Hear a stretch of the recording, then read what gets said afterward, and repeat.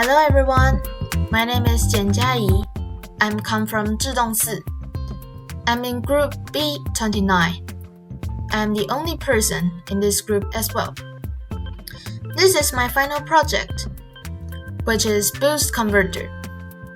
Okay, and let's take a look at the purpose of Boost Converter first. It is used to step up an input voltage to some higher level required by a load. This unique capability is achieved by storing energy in an inductor and releasing it into a load at a higher voltage. How about the practical usage? Like battery power systems used in hybrid electric vehicles, as known as HEV, and lighting systems. The DC motor drives like rolling mills, paper mills, mine winders, traction, printing presses, excavators, etc. And automotive applications is applied into automobiles and motor vehicles, including passenger cars, buses, trains, railways. The power amplifier. Two common examples are audio amplifier and RF power amplifier. The audio amplifier used to drive loudspeakers and headphones. And RF power amplifiers, such as those used in final stage of a transmitter. The distributed power, like rooftop solar photovoltaic units, reciprocating engines, etc. And finally, the consumer electronics, equipment intended for everyday use, like cell phones, video players, smart home devices. How about the steps I used? Well, the first steps is to design on PSpice. I drew a circuit diagram and simulated it. I used the PSpice simulate graph to check the final answer created by AI. Then second, to give netlist to ChatGPT. I generated the original netlist from PSpice and added into the dialogue with GPT. The third step is to ask questions and receive answers. I searched some methods online about how to ask the right questions in my ChatGPT conversations. When asking, provide clear and specific details to help ChatGPT understand the points accurately. It is important. Then finally, to address parameters. I told the AI which parameter I want to change and ask it to show the new netlist, and use the same method to analyze the circuit again. How about the observation points? The first observation point is the voltage of the inductor, then the voltage of the diode. The third one is the current of the inductor, and finally, and is the most important one, the current of the load. Okay, next let's talk about the concept of the boost converter. Well, when the switch is closed on state, the current flows through the inductor in the clockwise direction. The inductor stores some energy by generating a magnetic field. Polarity of left side of the inductor is positive, and the right-hand side is negative. When the switch is opened off state, current will be reduced as the impedance is higher. The magnetic field previously created will be reduced in energy to maintain the current toward the load.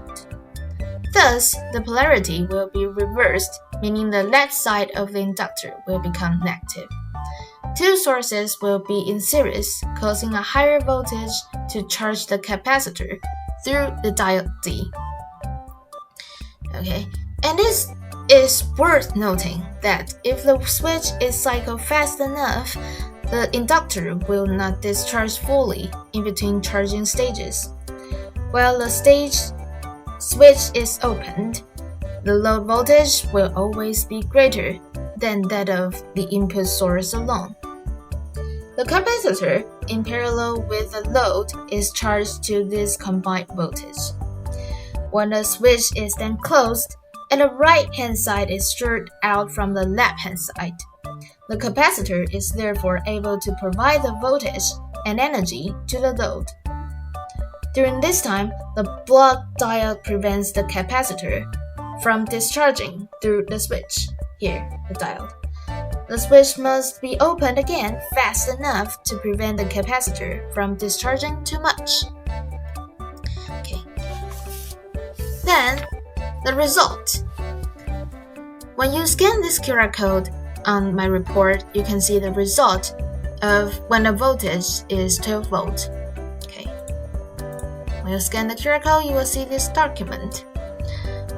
Then let's take a look at this document first. You have the circuit diagram, the netlist of the circuit, and the piece-by-piece simulation result, and some MATLAB graphs are generated by the code from ChatGPT. Okay, let's take a look at the parameters first. This one, the voltage of the inductor. When the input voltage is 12 volt, the voltage of the inductor after charging will be about 24 volt. Here, since the boost converter stepped up the input voltage to double higher level.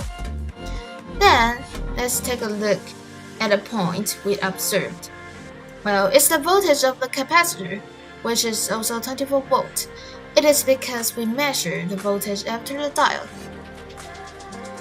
Then, it is worth noting that the current of the load should be as small as possible. This one is almost a straight line because high values of current will create loss of heat, which can damage equipment and wires. Then the final parameter is the current of the inductor, IL1. Here, we can see current waveform in the inductor. When the triangle wave reaches its peak, it means the inductor has been charged in between charging stages. Okay, after I asked ChatGPT and applied the code, we saw the results clearly. The graphs are identical to those generated by PSpice, which means the AI can understand the instruction and output a correct solution. I'd asked ChatGPT to adjust the parameter of the input voltage from 12 volt to 30 volt and generate a new netlist again. As you can see from scanning the second QR code on the report, this QR code can lead you to this document, the 30 volt converter. Okay, you can see the circuit diagram, netlist, simulation result as well. But the voltage have changed and the parameters have changed as well. Okay. And finally, let's take a look at the x-axis. Here. The first x-axis is my project timeline. I create a project timeline here. So if you scan this QR code, you can take a look at my project timeline, including some task name, the type of them, the status of them, and the start date, which date I ended, and duration of it, some comment. Okay, I separated into some types like the subject, tool, presentation, final part. Okay, and here's the Gantt graph of my project. Okay, and if you scan the second QR code of the x-axis, it's my Q&A with ChatGPT. Here, you can see in this document, it is a short version of the chat record with GPT, including main questions I asked and few answers from AI. Like I provide the netlist to it, and to provide it some steps and how to do it. And the third question is to adjust the parameters from 12 to 30. And then finally, I ask some whether I can get the resource or website or paper from ChatGPT. And here's the answer from it. I asked whether it can understand my questions or circuit or not, and it analyzed the circuit for me. Then he generated the MATLAB code for me. This is the MATLAB code. And third question, I ask and provide a new parameter number for it from 12 voltage to 30 voltage. And to it analyzes a new netlist for me and generate a new method code. And finally, it tells me that I don't have direct access to external websites or paper. Therefore, I generated and organized the website I searched online in this document. If you scan on this QR code the references, you can take a look at the references document here, includes the generative AI analyst, the converter principles, the component model parameter table, etc. Here you can see on this code document. Okay, and this is all of my report presentation. Hope you all like it. And again, I'm from B29. My name is Chen Jiayi. Hope you all enjoy, and thank you for today.